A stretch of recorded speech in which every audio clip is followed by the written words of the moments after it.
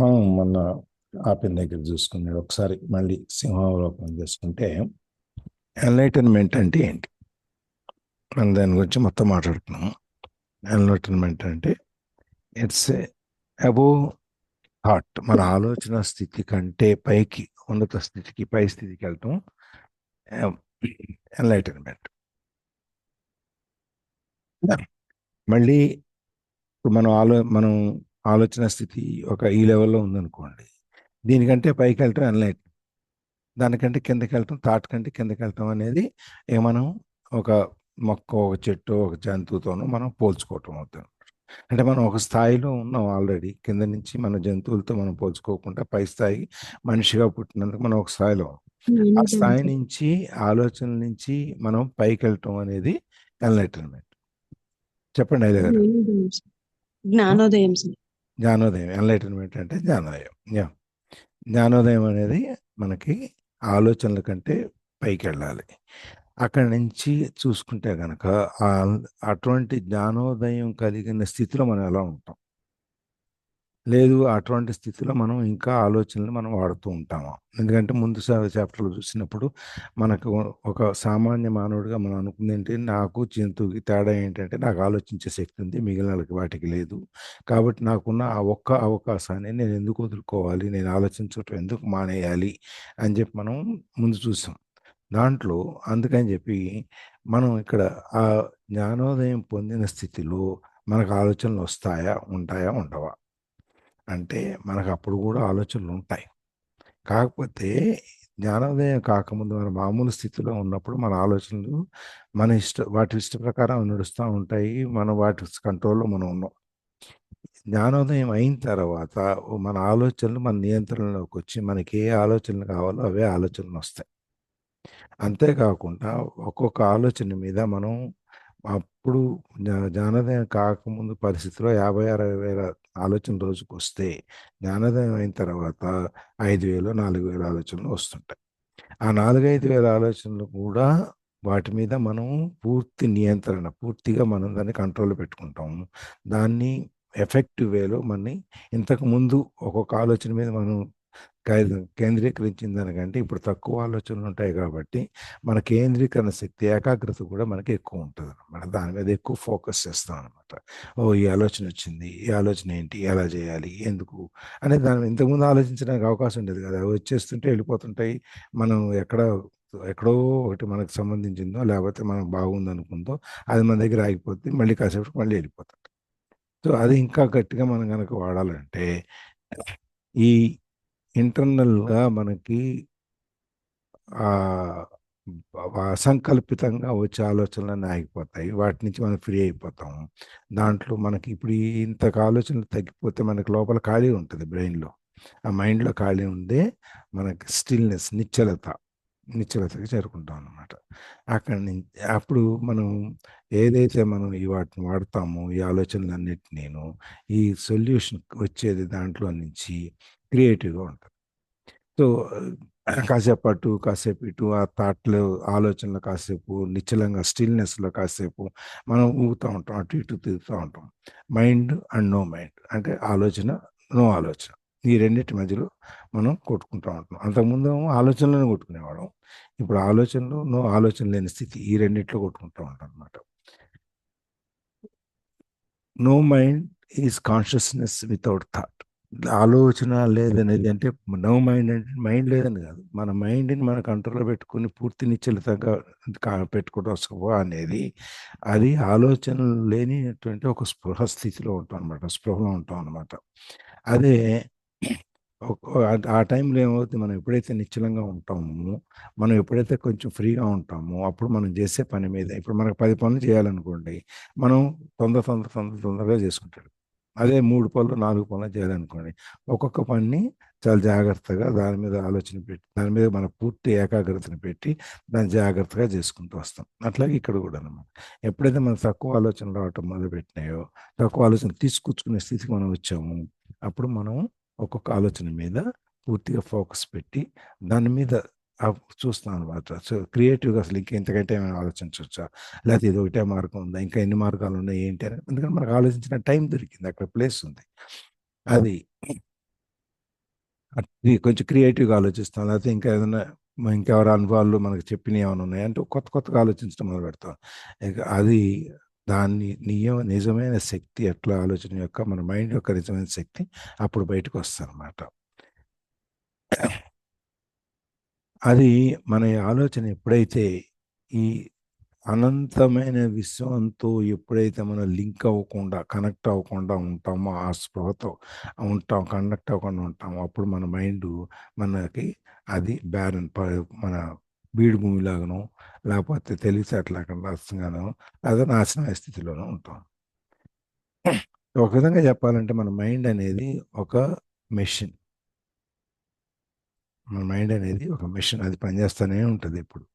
దానికున్న లక్షణాలేంటంటే, వీలైతే మీద పడతది, లేకపోతే ఎవరైనా మన మీద దాడి చేస్తే ప్రొటెక్ట్ చేసుకుంటది, డిఫెన్స్ చేసుకుంటది. అట్లా మిగిలిన మైండ్‌ల మీద కంటే కూడా తర్వాత గ్యాదరింగ్, స్టోరింగ్, అనలైజింగ్ రకరకాల మ మ ఆలోచనలన్నీ మనం పోగు చేసుకుంటూ ఉంటాము, దాచుకుంటాము. తర్వాత వాటిని వచ్చిన ఇన్ఫర్మేషన్ ఏమైందని చెప్పి చూసుకుంటుంటాము. అందులో మంచిదేది, కానిదేది ఇవన్నీ చూస్తుంటాం. అలాగే ఆర్టిస్ట్‌ల గురించి కూడా మనం మాట్లాడుకున్నాం. ఆర్టిస్ట్ అనేవాడు ఒక బొమ్మనేయాలంటే ఏ విధంగా వేస్తారు, వాళ్ళకి దానికి ఎంత చేస్తారు, ఏంటి అని. దాంట్లో ఎంత క్రియేటివ్ మైండ్ వాళ్ళంతా వాడతారు.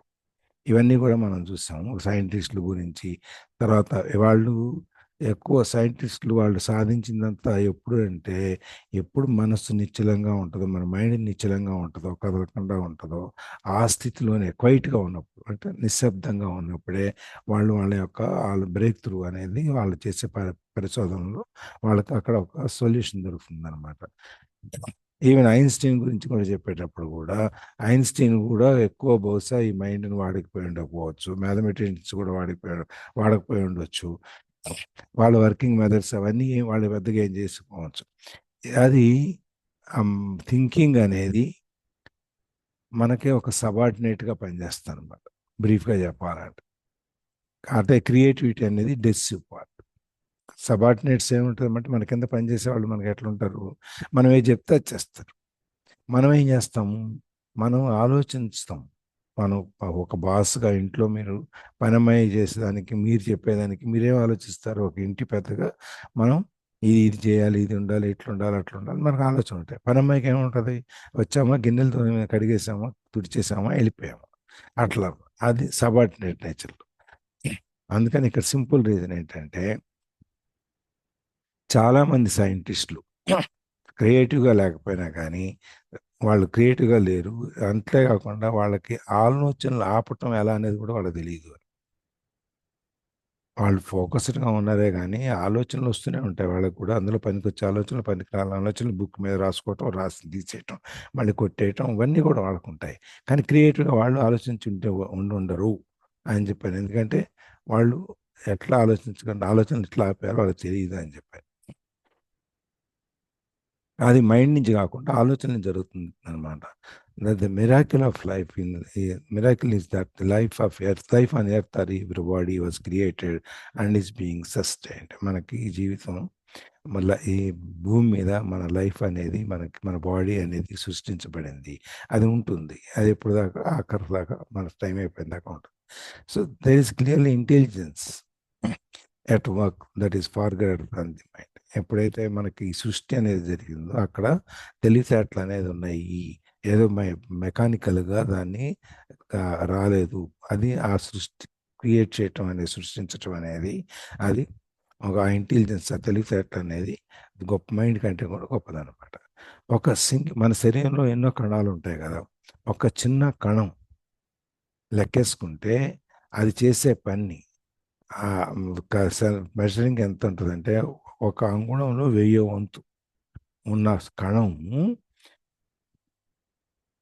డీఎన్ఏని తీసుకొని ఒక 600 పేజీలు ఉన్న 1000 పుస్తకాలు రాయగలుగుతుందండి ఒక కణం. అట్లాంటిది మన శరీరంలో ఎన్ని వేల లక్షల కణాలున్నాయో, అవన్నీ గనక పనిచేస్తే మనం ఎట్లుంటదో చూడండి. సో, ది మనం గనక అట్లా బాడీ గురించి మనం తెలుసుకోగలిగితే, మనకు దాని గురించి చాలా విషయాలు ఇంకా బయటకొస్తాయన్నమాట. సో, అప్పుడే మైండ్ గనక రీకనెక్ట్ అయ్యి ఉన్నట్టయితే మనం ఏది ఈ సృష్టితో గనక మనం రీకనెక్ట్ అయితే మైండ్ అనేది ఎప్పుడైతే మనం మనం ఇప్పుడు ఒక నట్టు బోల్ట్ ఉందనుకోండి, ఆ నట్టు బోల్ట్ని ఆ మెషిన్కి తగిలించామనుకో, ఆ మెషిన్ తగిలించినప్పుడు ఈ నట్టు బోల్ట్ యొక్క ఉపయోగం కూడా అనమాట. నట్టు బోల్ట్ లేకపోతే మెషిన్ పనిచేయదు, ఆ నట్టు లేకపోతే ఈ నట్టు వేస్ట్ అయిపోతుంది. దాని రెండు కనెక్ట్ చేసినప్పుడు ఇప్పుడు ఈ పెన్ ఉంది, ఈ పెన్ క్యాప్ లేదు. ఈ పెన్ను క్యాప్ లేకపోతే ఏమవుద్ది, ఈ పాయింట్ డ్రై అయిపోతుంది, తొందర రాయదు. మళ్ళీ లేకపోతే కాసేపు గీసి మళ్ళీ చేయాల్సి వస్తుంది. అదే క్యాప్ పెట్టున్నాను అనుకోండి,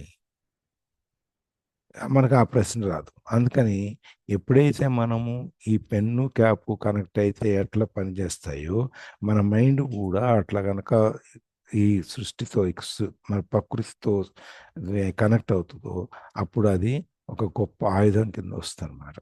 అది మనం ఆ ఆయుధం దాని యొక్క అనుకున్న దానికంటే ఎక్కువగా దానికంటే పనిచేయటం మొదలుపెడుతుంది. అది నేను అనుకున్నాను, సుత్తి ఉంది అనుకోండి, సుత్తి ఉంది అక్కడ పడేస్తే అక్కడ ఉంటుంది. అదే కనుక గోడను పగలగొట్టచ్చు, రాళ్ళను పగలగొట్టచ్చు. దాన్ని దానికి శక్తి కంటే ఎక్కువ పెద్ద పెద్ద ఎంత సుత్తి ఉంటే దాన్ని రాయి, అంత పెద్ద రాయిని కూడా మనం పగలగొట్టచ్చు కదా, అంత పెద్ద గోడను కూడా దాంతో పగలగొట్టచ్చు కదా. ఆ విధంగా అనమాట, దానికంటే ఎక్కువ పనిచేస్తుంది అనమాట. అది మనం నిన్న చూసాం అంతవరకు. ఇప్పుడు ఇక్కడ చూద్దాం.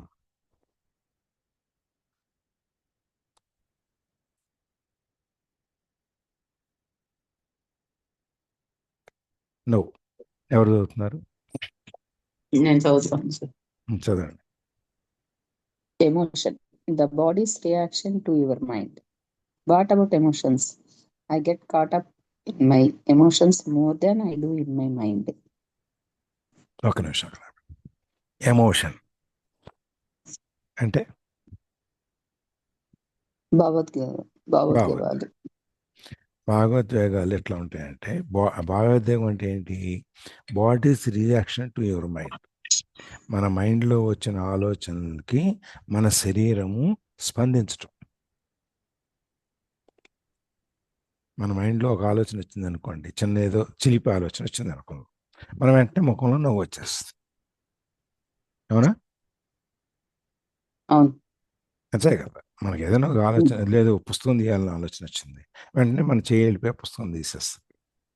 ఆ ఆలోచనలకి వచ్చే ప్రతిస్పందన మన శరీరంలో వచ్చే స్పందన ఏదైతే ఉందో, అది మన ఆలోచనలకి, మైండ్లో వచ్చిన ఆలోచనల వలన ఈ స్పందన అనేది, ఆ ఎమోషన్ అనేది వస్తుంది అనమాట. అది కష్టం అవ్వచ్చు, ఇబ్బంది అవ్వచ్చు, బాధ అవ్వచ్చు, ఏదైనా అవ్వచ్చు, సంతోషం అవ్వచ్చు, ఏదైనా అవ్వచ్చు. So what about emotions? సరే, మీకు ఆలోచనలు ఆపడానికి మీరు ప్రయత్నం చేశారు, బాగానే ఉంది. ఇప్పుడు మరి ఆ భావోద్వేగాలు ఆపాలిగా. ఇప్పుడు ఆలోచనలు ఆగిపోతే భావోద్వేగాలు కూడా ఆపాలి కదా. మన భావోద్వేగాలకి మనం స్పందించడం మొదలుపెడుతున్నప్పుడు, కోపం వస్తే కోపం చూపిస్తాము, ప్రేమ వస్తే ప్రేమ చూపిస్తాము, ఇష్టం అయితే, లేకపోతే ఆకలి వేస్తే అన్నం ఇవన్నీ మనకి స్పందిస్తున్నాం మనం. వీటిని కూడా మనం కంట్రోల్లోకి ఎట్లా తెచ్చుకోవాలి? I get caught up in my emotions more than I do in my mind. కాబట్టి మనం ఈ భావోద్వేగాల్లో మనము ఇంకా ఎక్కువ లీనమైపోయి ఉన్నాం. ఏది? మన మైండ్ కంటే కూడా, మన మైండ్లో ఉన్నదానికంటే కూడా మన భావోద్వేగాలు మనం ఎక్కువ లీనమైపోయి ఉన్నాం. సో దాన్ని ఎట్లా మళ్ళీ ఇప్పుడు మైండ్లోని ఆలోచన నుంచి బయటకు రావటం అయిపోతే ఎమోషన్స్ నుంచి బయటకు రావటం ఎట్లా?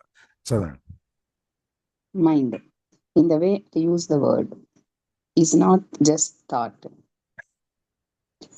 It includes your emotions as well as all unconscious mental, emotional, reactive patterns. Emotion arises at the place where mind and body meet. It is the body's reaction to your mind, or you might say, a reflection of your mind in the body. For example, an attack thought or a hostile thought will create a buildup of energy in the body that we call anger. The body is getting ready to fight. The thought that you are being threatened physically or psychologically causes the body to contract. And this is the physical side of what we call fear. Research has shown that strong emotions even cause changes in the biochemistry of the body. These biochemical changes represent the physical or material aspect of the emotion. Of course, you are not usually conscious of all your thought patterns, and it is often only thought watching your emotions that you can bring them into awareness. ఇప్పుడు మనం అనుకున్నాం కదా, emotion అంటే mind చెప్పేది, mind దగ్గర నుంచి వచ్చేది అని చెప్పని. అది ఇక్కడ చెప్పు. మైండ్ నేను వాడే విధంగా చూసుకున్నట్టయితే, నేను ఏ విధంగా చెప్తున్నానంటే, మైండ్ అనేది ఒక ఆలోచన మాత్రమే కాదు. అది మన ఎమోషన్స్, మన అన్కాన్షియస్ స్టేజ్లో, ఆ స్పృహ లేని స్థితిలో మన మెంటల్, ఎమోషనల్, రియాక్టివ్ ప్యాటర్న్స్, మైండ్లో మన ఎమోషనల్గా ఎప్పుడైతే అవుతామో అప్పుడు వచ్చే రియాక్టివ్ ప్యాటర్న్, అంటే ప్రతిస్పందన ఎట్లా జరుగుతుంది ఆ ప్యాటర్న్ని ఇక్కడ రెండుగా వస్తాయి అన్నమాట. ఒకటి ఆలోచనలు వస్తాయి. అది ఈ మైండ్ అనేటప్పటికి ఇది ఆలోచనని తీసుకుంటుంది. మెంటల్, ఎమోషనల్, రియాక్టివ్ ప్యాటర్న్ మన మైండ్లో నుంచి మానసికంగా మనం ఏ విధంగా మనం ప్రతిస్పందిస్తున్నాము అనే ప్యాటర్న్ అది ఉందని అది కూడా తీసుకుంటాం. ఆలోచన ఒకటే కాదు మైండ్ అంటే, ఇవన్నీ కూడా కలిసి ఉంటాయి. మనం ఏంటంటే ఆలోచనలు ఉంటాయి, ఎమోషన్లు ఉంటాయి, ప్రతిస్పందన ఉంటుంది, దానికి ఒక పద్ధతి ఉంటుంది, ఇవన్నీ అనమాట. ఇప్పుడు అది ఎట్లా అంటే, emotion arises at the place where mind and body meet. Emotion రావాలి, భావోద్వేగాలు రావాలి అంటే మన శరీరము, మన మైండ్ రెండు కలవాలి. మైండ్లో ఒక ఆలోచన వచ్చిన తర్వాత దానికి బాడీ కనుక కనెక్ట్ అయ్యి ఉండకపోతే మనకి స్పందన అనేది రాదు బాడీలో. మనం చిన్నపిల్లలు గుర్తొచ్చారు, మన వాళ్ళ పిల్లలు గుర్తొచ్చినప్పుడు మనకు వెంటనే వాళ్ళు చిన్నప్పుడు చేసిన అల్లరు ఏదైనా గుర్తొచ్చింది అనుకోండి, మనం వెంటనే ముఖం మీద మనకు నవ్వు వస్తుంది, మనం అన్నం అనుకుంటాం. లేకపోతే పక్కవాళ్ళకి మన భావోద్వేగాలు, ఎమోషన్స్ ఏవైతే ఉన్నాయో పక్కవాళ్ళకి, మావాడు చిన్నప్పుడు ఇలా ఉండేవాడు, ఇలా చేసేవాడు, ఇట్లా అది ఇది అని. ఎందుకని అంటే మన మైండ్, బాడీ కనెక్ట్ అయి ఉన్నాయి. ఈ కనెక్ట్ అవ్వటం వల్ల మనకి వెంటనే రెస్పాన్స్ వస్తుంది అనమాట. అందుకని ఈ రెండు కలవకపోతే మనకి ఆ రెస్పాన్స్ అనేది ఉండదు. సో ఈ ఎమోషన్ అనేది ఎప్పుడు బయటకు వస్తే మన బాడీ, మైండ్ రెండు కలిసినప్పుడు బయటకు వస్తుంది. అందుకని it is the body's reaction to your mind, or you might say a reflection of your mind in the body. అది మనకు వచ్చిన మైండ్లో నుంచి ఆ బాడీని మన మైండ్కి బాడీ యొక్క రియాక్షన్, ప్రతిస్పందన అనుకోవచ్చు. లేదు అంటే మనం ఇంకా కావాలంటే మన మైండ్లో వచ్చిన ఆలోచనని మన శరీరం ప్రతిబింబిస్తోంది అని కూడా అనుకోవచ్చు. రిఫ్లెక్షన్, మన ఆలోచనని మన శరీరం ప్రతిబింబిస్తుందని అనుకోవచ్చు. లేదంటే మన ఆలోచనలకి మన శరీరం స్పందిస్తుంది అనేది అనుకోవచ్చు. ఏ విధంగా అనుకుంటే ఒక ఎగ్జాంపుల్ ఏం చెప్తున్నాడు, మనం ఇందాక అనుకున్నాం కదా, అట్లాగా ఆ ఆలోచనకి ఎట్లా వస్తుంది. ఒక అటాక్ మన మీద ఎవరన్నా అటాక్ చేస్తున్నారు, ఎవరన్నా మనకి ఒక ఆలోచన, వీళ్ళు ఎవరైనా మన మీద అటాక్ చేయొచ్చు, మన మీద భయం పెట్టచ్చు, కొట్టడానికి రావచ్చు, తిట్టడానికి రావచ్చు, లేకపోతే పోట్లాడటానికి రావచ్చు అనేది ఒక హాస్టైల్, అంటే ఒక వ్యతిరేకమైన ఒక శత్రుత్వం కూడిన ఆలోచన మనకు వచ్చింది అనుకోండి. అప్పుడు మనం ఏం చేస్తాం? సపోజ్ బొద్దింక ఎక్కడో అక్కడ కనపడింది, బొద్దింక కనపడంగానే మనం ఏం చేస్తాం? ఇక్కడ భయం ఉంది అనుకోండి, లేదు బొద్దింక వచ్చింది, చెప్పు తీసుకున్నాం, చెప్పులు కడ తీసుకున్నాం, కొట్టడానికి వెళ్ళటానికి బయట తయారైపోతాం. అవునా? అవును సార్. వెంటనే మనం ఎందుకంటే అది మనకు పడదు, మనకు దానికి శత్రుత్వం ఉంది. అందుకని మనం వెంటనే కోపం వస్తుంది, బొద్దింకలు వచ్చేస్తుంది ఇంట్లో దాంట్లో అని చెప్పేసి మన కోపం వచ్చేసి దాన్ని అదే బటర్ఫ్లై వచ్చింది అనుకోండి, అప్పుడు ఎట్లుంటది? ఆ? అదే బటర్ఫ్లై వచ్చింది అనుకోండి, అప్పుడు ఎట్లుంటది? సీదా గజులకి వస్తే అప్పుడు హ్యాపీగా ఫీల్ అవుతాం. అప్పుడు ఆనందంగా ఉంటుంది. అవును. అప్పుడు మన మనసు కూడా అట్లాగే స్పందిస్తుంది, మన శరీరం కూడా హాయ్ బటర్ఫ్లై ఉంది, భలే ఉంది, ఎన్ని రంగులు ఉన్నాయి, మన ముఖంలో ఎక్కడ లేని సంతోషం వస్తుంది. అంతకుముందు ఏమొచ్చింది? కోపం వచ్చింది బొద్దింక చూడంగానే. అది అది మన బాడీలో అది చూపిస్తుంది, ప్రతిబింబిస్తుంది మనకు. అట్లాగే బాడీ కూడా ఏమైపోతుంది, అది వెంటనే అది ఫైట్ చేయడానికి రెడీ అయిపోతుంది. ఓకే, వీళ్ళు ఇదే మన మీద ఏదో దూకుతోంది, దాన్ని మనం ప్రొటెక్ట్ చేసుకోవాలనగానే మనం ఇటు చేతులు అన్ని పెట్టుకొని రెడీ అయిపోతాం. లేదు ఎవరైనా మనం చేతులు అడ్డం పెట్టుకుంటాం, ఈ విధంగా అట్లాగా. అలాగే మనకు కొంచెం మనం వీక్గా ఉన్నాం అనుకోండి, ఎవరితో వాళ్ళు ఎవరన్నా మన మీద థ్రెటన్ చేస్తున్నారు, మనకి భయపెడుతున్నారు అనుకోండి, కొట్టడానికి వస్తారనో అది, అంటే మన శరీరం రియాక్ట్ అవడం గురించి ఆయన చెప్తున్నారు. అప్పుడేమవుద్ది, మనం వెంటనే ముడుచుకుపోతాం, ఇట్లా అయిపోతాం. ఎందుకు?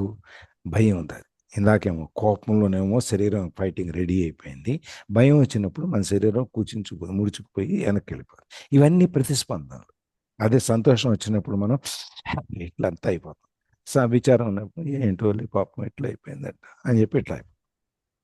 మన రకరకాలుగా మన ఆకారాలని, మన స్పందనని మారుతాయి. ఆ ఆలోచనల వలన వచ్చేటువంటి ఆ రియాక్షన్ ఏదైతే ఉందో అది మన బాడీలోంచి ప్రతిబింబిస్తుంది అనమాట. ఇవన్నీ దాన్ని ఏమంటాడంటే, ఇది మన ఈ ఎమోషన్స్ ఏదైతే ఉందో, మనకు వచ్చే భావోద్వేగాలు ఏవైతే ఉన్నాయో అవన్నీ మన శరీరంలో ఉన్న ఈ బయోకెమిస్ట్రీ ఏదైతే ఉందో, బాడీ యొక్క కెమిస్ట్రీ ఏదైతే ఉందో దాన్ని మార్పులు తీసుకొస్తాను. ఇవన్నీ బయోకెమికల్ చేంజెస్ అంటాడు. బయోకెమికల్ చేంజెస్ అంటే తెలుగులో ఏం చెప్పాలి?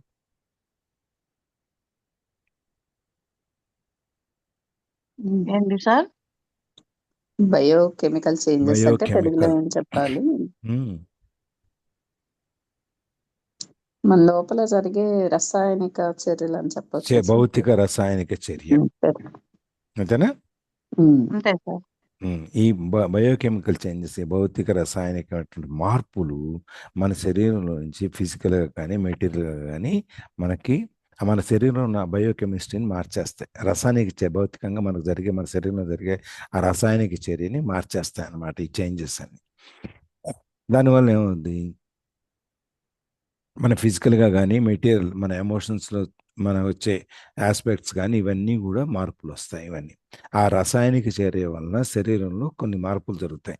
అది ఏ విధంగా జరుగుతాయి అనేది దాని యొక్క మనకు వచ్చే ఆలోచన బట్టి ఉంటుంది అనమాట. Of course you are not usually conscious of all your thought patterns. కానీ ఒక్కోసారి మనం మామూలుగా ఏంటి, ప్రతి థాట్కి మనం రెస్పాండ్ అవ్వట్లేదు కదా. మనకు 50-60 ఆలోచనలు ఇస్తే 60,000 ఆలోచనలకి మనం రెస్పాండ్ అవ్వట్లేదు కదా. మన థాట్ ప్యాటర్న్ కాదు అది. మన కాన్షియస్, మన స్పృహలో కూడా ఉండం. ఇన్ని ఆలోచనలు వచ్చినాయి, దీనికి మన శరీరం రెస్పాండ్ అవ్వాలనే ఆలోచనలో కూడా, మన థాట్ ప్యాటర్న్ కూడా, మన ఆలోచన విధానంలో కూడా మనం ఉండం అట్లా. And it is happening only through watching your emotions that you can bring them into awareness. మనం ఆలోచనని నియంత్రించుకుని మనం మైండ్ స్టిల్నెస్, నిశ్చల స్థితి గురించి మనం మాట్లాడాం ఇందాక. ఇప్పుడేం మాట్లాడుతున్నాము, ఈ ఎమోషన్స్ని మనం తెలుసుకోవటం, బ్రింగ్ దెమ్ ఇంటూ అవేర్నెస్. ఇప్పుడు ఎమోషన్ మనకు ఎప్పుడైతే మైండ్లో ఆలోచన కానీ వచ్చింది, దాన్ని మనం తెలుసుకోవట్లా, అంటే మనకి తెలిసి రావట్లా. అది అవేర్నెస్ లేదు మనకి ఆ ఎమోషన్ గురించి. అది ఆటోమేటిక్గా జరిగిపోతుంది, అసంకల్పిత చర్య జరిగిపోతుంది. అది ఈ విధంగా మనము దాన్ని, ఆ బయోకెమికల్ చేంజెస్ ఏవైతే వస్తాయో దానివల్ల కనుక చూసుకుంటే, దాన్ని మనం కనుక ఆ మార్పుల్ని మనం చూస్తే, మనం గమనించగలిగితే, అది మనకి మనం వాటిని త్రూ వాచింగ్ ఆ ప్యాటర్న్ లేకపోవటం, it is often only through, అది మనం ఎమోషన్స్ని మనం గమనించటం ద్వారా, వాటిని వాచ్ చేయటం ద్వారా, చూడటం ద్వారా మనము తెలుసుకోవటం జరుగుతుంది. మనం తెలుసుకుంటాం జరుగుతుంది ద్వారా, చూడటం ద్వారా. యా, చదవండి.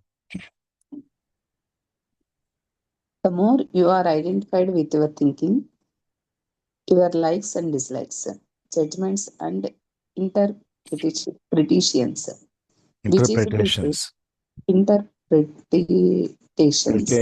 Interpretations.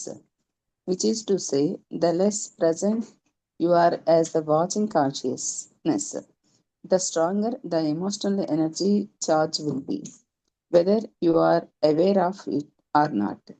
If you can't feel your emotions, if you are cut off from them, you will eventually experience them on a purely physical level, as a physical problem or symptom. ఆపుదామా sir, చదువుతాము? చదవండి. A great deal has been written about this in recent years, so we don't need to go into it here. A strong unconscious emotional pattern may even manifest as an external event that appears to just happen to you. For example, I have observed that problem who carry a lot of anger inside without being aware of it and without expressing it are more likely to be attracted attracted attacked. attacked verbally or even physically by other anger people, and often for no apparent reason. They have a strong ఎమానేషన్. emanation emanation of anger that certain people pick up subliminally సబ్లిమినలీ. subliminally, and that triggers their own latent anger. Latent anger. Latent anger.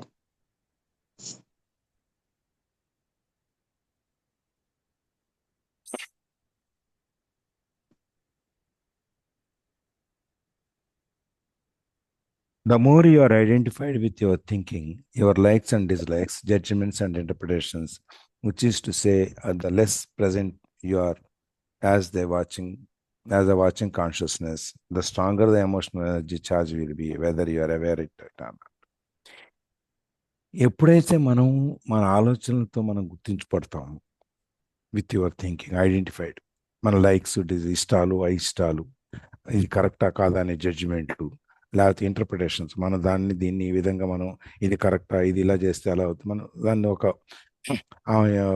తర్జుమా చేయటం, interpretation అంటే ఒక విధంగా తర్జుమా చేయటం లాంటిది. Which is to say, the less present you are as the watching consciousness, ఎప్పుడైతే మనము వీటన్నిటిలోకి తక్కువగా వెళతామో, మన వాచింగ్ కాన్షియస్నెస్, మన స్పృహ అనే దాని మీద మనం ఎప్పుడైతే ఎక్కువ ఉంటామో, అప్పుడు the stronger the emotional energy charge will be. మనం ఇష్టాలు, అయిష్టాలు, జడ్జిమెంట్లు, ఇంటర్ప్రిటేషన్, వాడు ఇట్లా అన్నాడంటే ఎందుకు అన్నాడు, ఈ విధంగా ఉంటుంది, ఇట్లా మనం ఆలోచించుకోవటం, ఇవన్నీ కనుక మనం అట్లోంచి పక్కకు వస్తే, అంటే మన ఆలోచనల నుంచి మనం విడిపోతాం. నేను అనే దానికి మనం పక్కకు వస్తున్నాం. నా ఆలోచనలు, నా శరీరము, నా చుట్టాలు, నా పక్క బంధువులు, నా ఇల్లు, వాకిలి, వీటిలో నుంచి నేను అనే దానికి పక్కకు వచ్చేటప్పుడు ఏమవుద్ది, అప్పుడు ఈ స్పృహ స్థితిని కనుక మనం ఎక్కువ గమనిస్తుంటే, మనకు తెలిసినా తెలియకపోయినా మనకు వచ్చే ఎమోషనల్ ఎనర్జీ ఏదైతే ఉందో అది ఇంకా గట్టిగా ఉంటుంది అన్నమాట. ఎందుకంటే ఎమోషన్స్ తగ్గుతాయి. ఎమోషన్స్ తగ్గినప్పుడు మనకి ఎనర్జీ ఎక్కువ అవుతుంటుంది వాటి మీద. మన ఆలోచనలు తగ్గినప్పుడు ఏమైంది, మనకి స్టిల్నెస్ పెరిగినప్పుడు ఆలోచనలో క్రియేటివిటీ వచ్చింది. ఇక్కడ ఎమోషన్స్లో స్ట్రెంగ్త్ వస్తుంది. ఈ రెండు. If you can't feel your emotions, if you are cut off from them, you will eventually experience them on a purely physical level.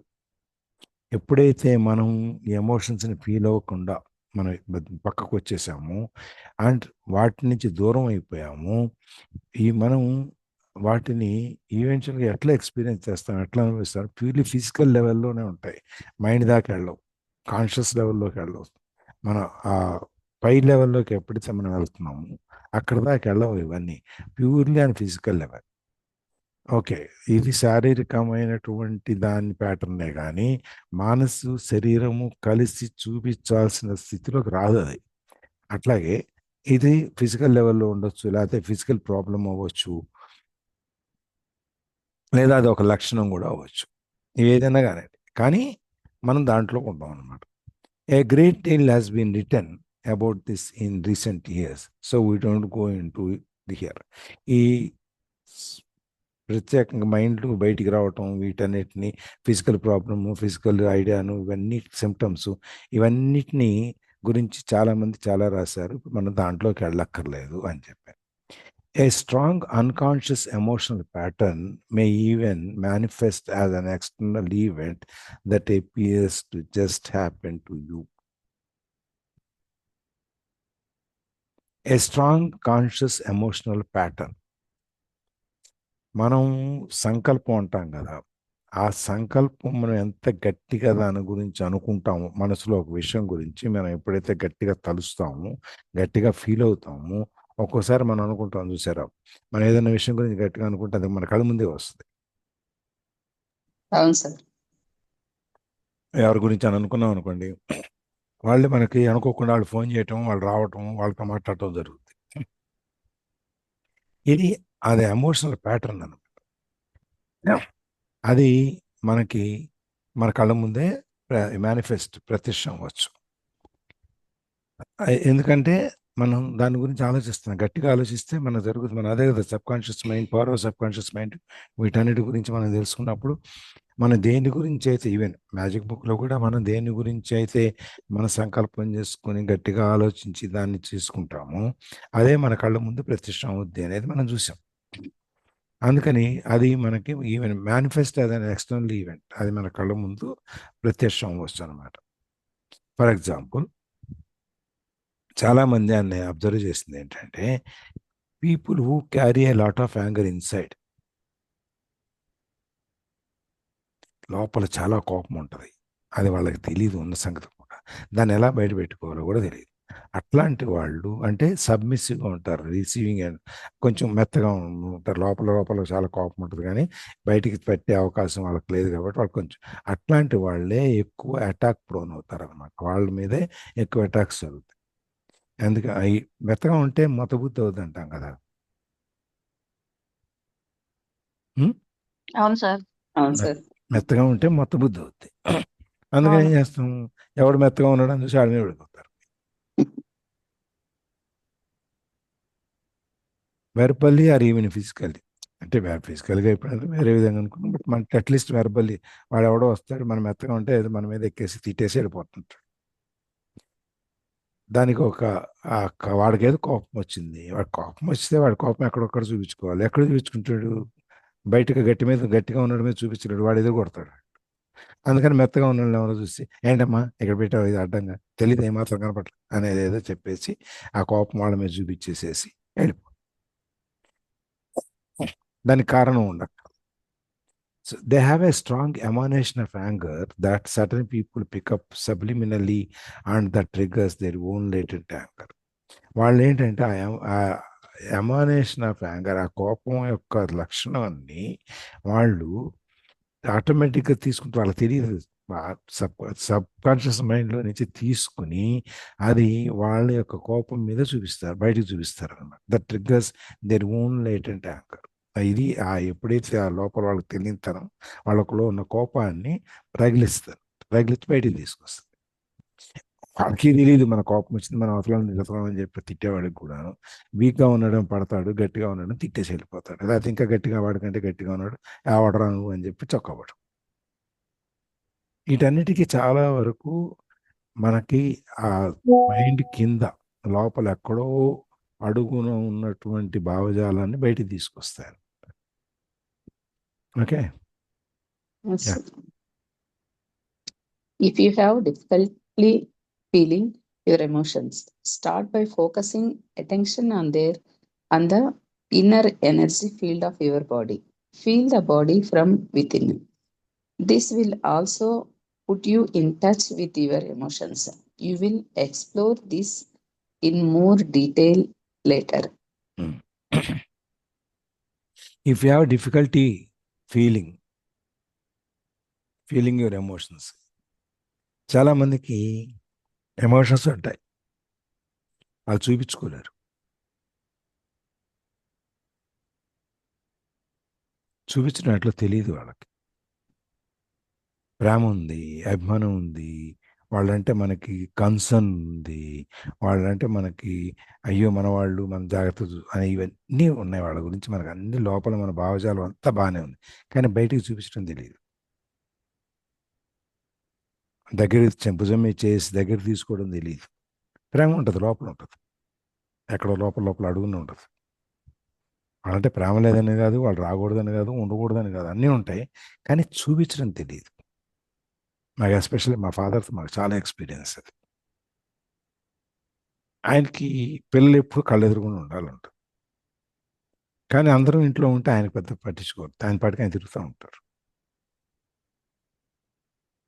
చూపించుకోలేరు.